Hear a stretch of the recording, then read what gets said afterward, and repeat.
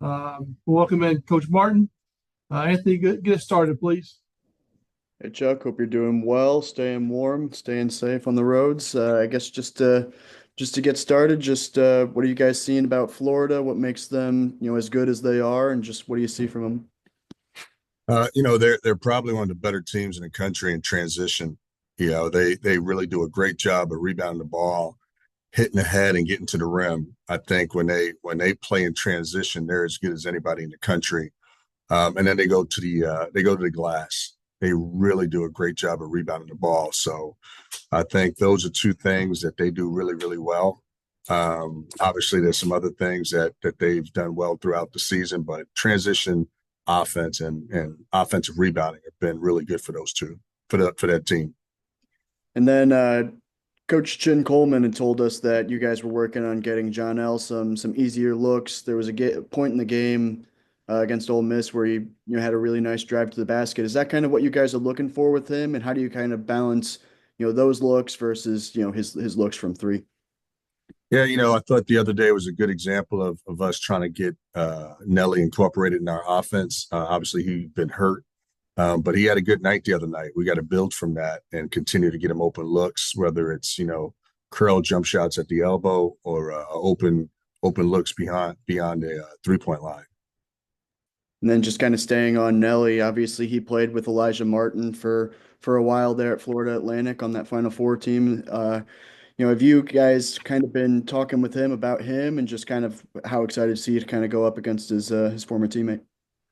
I don't think there's been a whole lot of conversation about. I think everyone on staff recognizes that they played together a few years ago, but I don't think there's been a ton of conversation in regards to their relationship.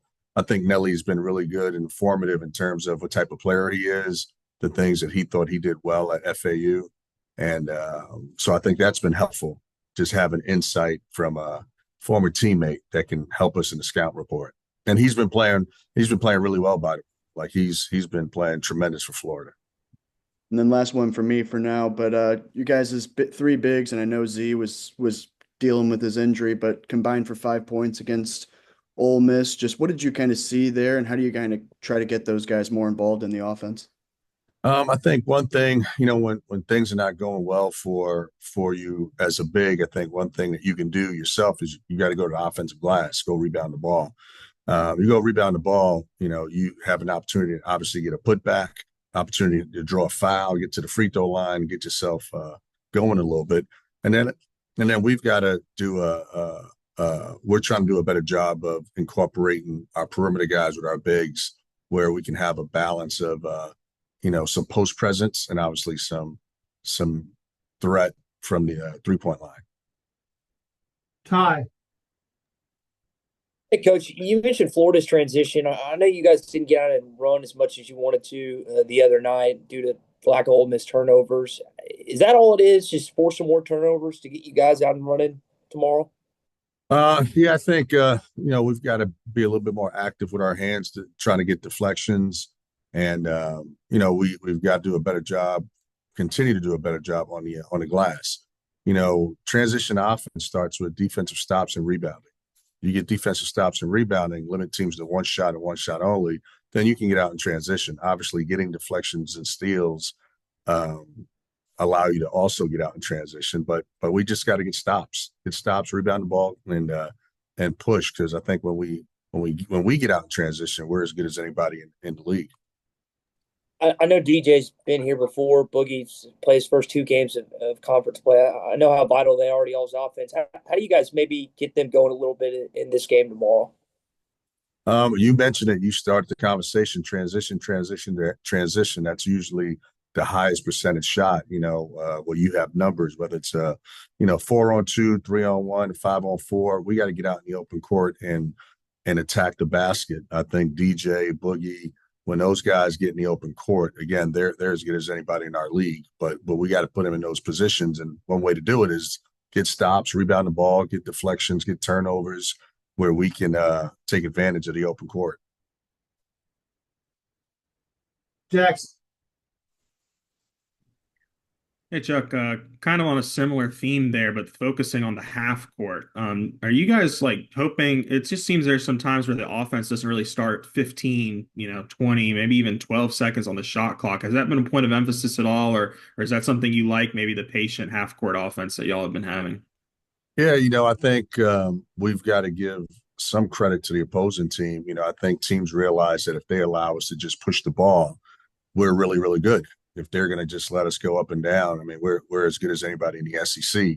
So I think teams are doing certain things. After free throws, they're going 2-2-1, 1-2-2, and it's a soft token pressure just to slow us down, which then obviously gets into the shot clock, which we start our offense a little bit later in the clock. We can't allow teams to do that to us, but again, we got to give some credit to the opposing team. They understand that if they don't present some kind of soft token pressure and they allow us to use the entire clock, then we become really, really dangerous. Gotcha. John L, you guys have brought him off the bench the past couple games. Is that a role that you like for him as a sixth man, or is that him working his way back after the wrist absence? Well, as of right now, he's trying to work his way back in it, right? He had been out for a few games and in a few days, so it would be unfair for us to just throw him out there in the starting lineup, particularly SEC play. So let's bring him off the bench, allow him to see the game, allow him to see his matchups, see where he can take advantage of opportunities, which I thought worked out really, really well the other night for him. Rebounding obviously going to be huge against Florida. I know Ole Miss isn't the same rebounding team as Tennessee or even Florida, but did you guys see any improvements on that aside from the numbers? Just when you went back and watched the film, or was it better effort from the guys on Wednesday night? It was some guys had better effort for sure, no doubt about it. We just got to continue to grow. We got to continue to build on some of the positive things that we've done, and I think we will. I know we will. So. We just got to continue to go to the glass, rebound the ball. Our guards have to, maybe chip in and help our bigs out a little bit because they're capable, particularly on the defensive end. We need all five guys to box out, rebound the ball.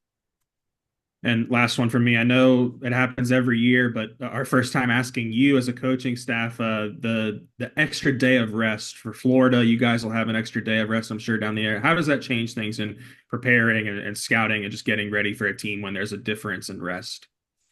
I think the biggest thing is the scouting component. I think kids are resilient and kids can, they can.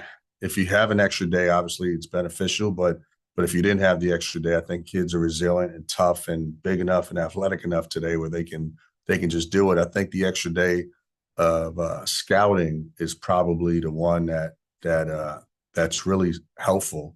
It allows you to really hone in on the opposing team and go over certain things in detail because you just have an additional day to really lock in on the opposing team. Daniel. Hi, Coach. I mean, I guess you touched on it a little earlier, but how do you kind of combat the versatility of their three big men in Chinyalu, Hauk, and Condon? Physicality is the name of the game for Florida. They're great in transition, but it starts with their physicality. So we've got to match their physicality. We've got three bigs of our own that we think are pretty good, and we're expecting our three bigs to play really, really well against their bigs. So physicality. I think our guys are skilled, so we can take advantage of one or two of those guys, hopefully on the perimeter if they get some open looks. But at the end of the day, this is one of those SEC games where it comes down to toughness. You just gotta buckle down, be tough, physical, rebound the ball, and limit your turnovers, limit your mistakes. And then, I mean, when Florida comes off a performance like they did against Tennessee, does the coaching staff take any extra stock into it or look at that film particularly in preparation for this when they, Well, I don't know if it's extra stock, but obviously, it's eye-opening when you see the score. But I mean, I think we've got a veteran staff. We've been around. We understand that in league play, anything and everything can happen, particularly in this league, because I know it's made national news over the last few weeks. In my opinion, this is the best league by far. There's no teams in this league that are not good teams. So on any given night, anyone can beat anyone. And on any given night, if a team gets hot and they've got the spirit, they can win by 20 points. Appreciate it. Appreciate you. All right, guys. Appreciate your patience today. Appreciate your time, Coach. Appreciate you guys. Thank you.